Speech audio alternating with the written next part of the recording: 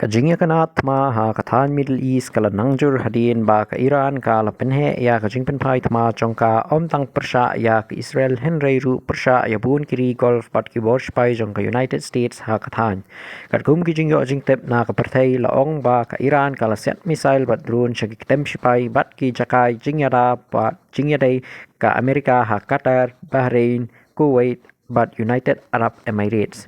Ha Bahrain layathu ya utadem umami na kathan Jafar kachaka badon katadem katem jong ka United States Navy Fifth Fleet Hadien balakeno balathombor da missile Iran. Katanat jingada jong ka Qatar ka la pentep ba ki system Patriot jong ka ki lala ban khang bat penpra ya bun ki missile shua bakin poi sha kathong. Ha ka ju kapor ka Kuwait bat ka United Arab Emirates ki la khang no ya ka sunmeneng jong ki kum kalat jingada na mar ki jing pathai bat jingasian missile habun jaka.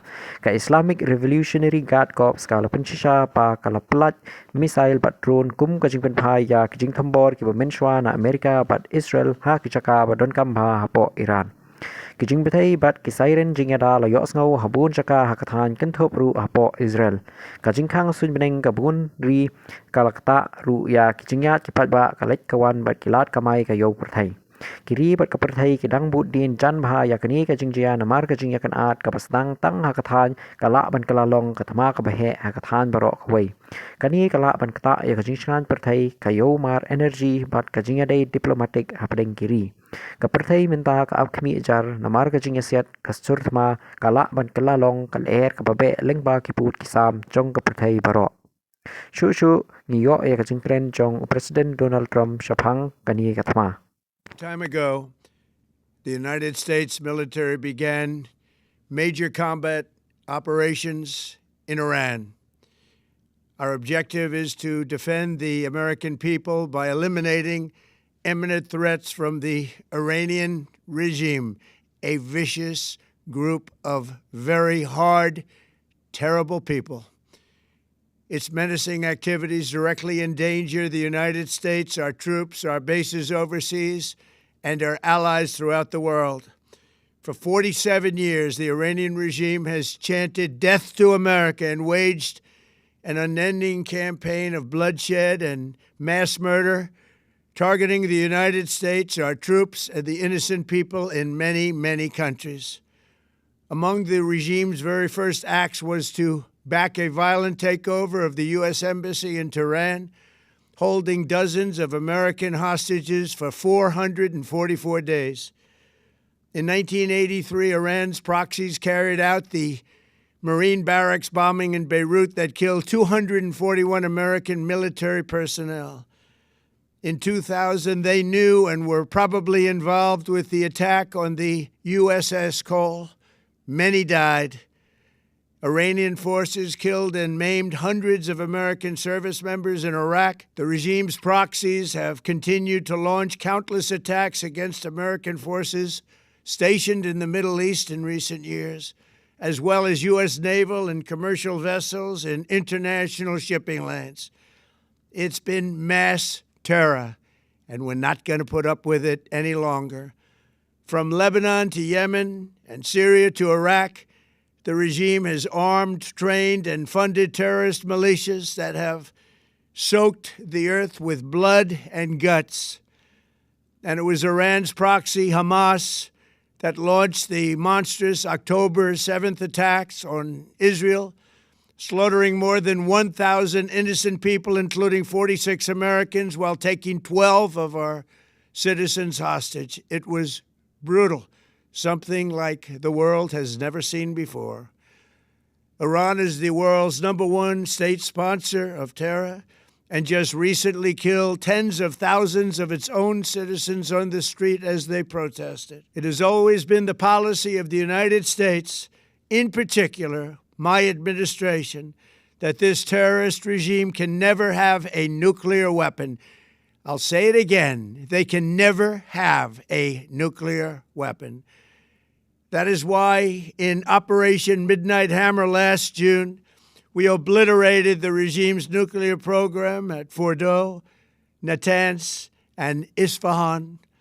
After that attack, we warned them never to resume their malicious pursuit of nuclear weapons, and we sought repeatedly to make a deal. We tried. They wanted to do it. They didn't want to do it. Again, they wanted to do it. They didn't want to do it. They didn't know what was happening. They just wanted to practice evil. But Iran refused, just as it has for decades and decades. They've rejected every opportunity to renounce their nuclear ambitions, and we can't take it anymore.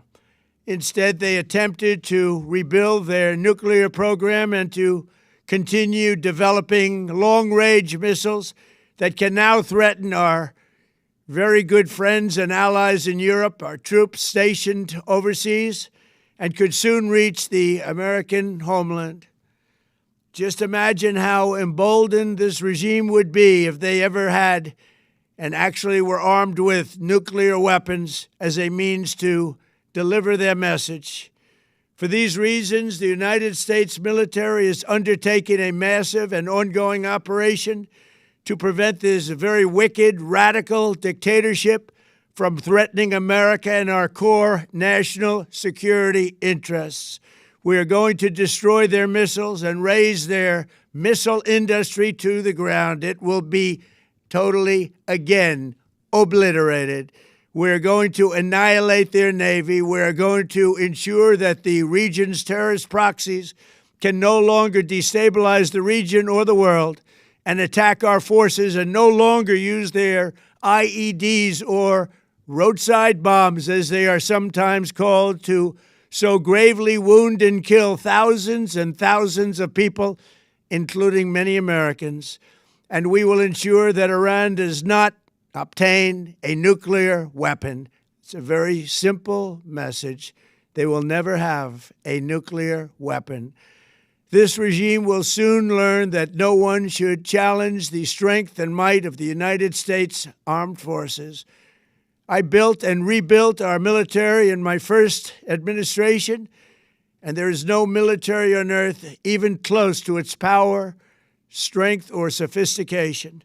My administration has taken every possible step to minimize the risk to U.S. personnel in the region.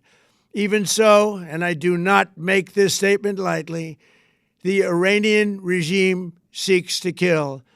The lives of courageous American heroes may be lost, and we may have casualties. That often happens in war. But we're doing this not for now. We're doing this for the future, and it is a noble mission. We pray for every service member as they selflessly risk their lives to ensure that Americans and our children will never be threatened by a nuclear-armed Iran. We ask God to protect all of our heroes in harm's way, and we trust that, with His help, the men and women of the armed forces will prevail.